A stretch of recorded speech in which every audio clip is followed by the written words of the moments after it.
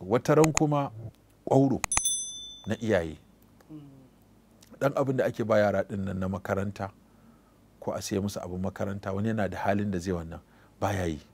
Yara kullum suna ga ana ciye-ciye a waje, ana kashe-kashen kuɗi a waje, su ba su da shi, ana yan musu. To yasa da sun ga kuɗin da zai ishe su sai wannan abin sai su fara ɗauka. Kaga wataran gata ne yake yawa, wataran kuma takura ce take yawa, wataran kuma sakaci wajen aje kuɗin a inda bai kamata ba.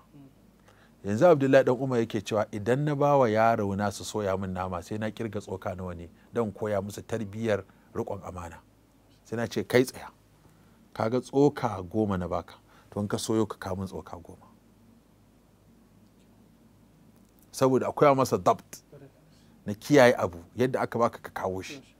To za ka ga suna zubar da kuɗi barje ko ina, kuɗi ba a sa su a inda a killace su.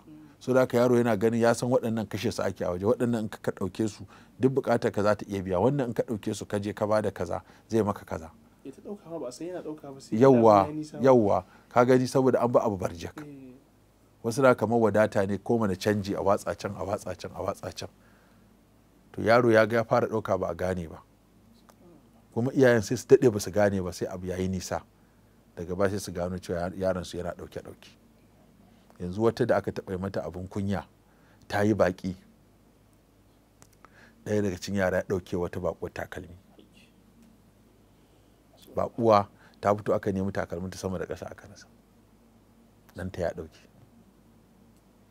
Ba irin kukan da ba ta yi ba, aka ta nema yaron nan ba a gan shi ba, kuma aka tabbatar wane ne ya ɗauka. Sana a bar shi, ai yara ta ce a ta, kaga an yi abin kunya. Irin waɗannan abubuwa suna cikin abin da suke shajja a yara, gata mai yawa, takura mai yawa, da kuma barbaza kuɗi a ko'ina ba tare da an killace su an rufe su inda yaro ba ma zai gansu ba.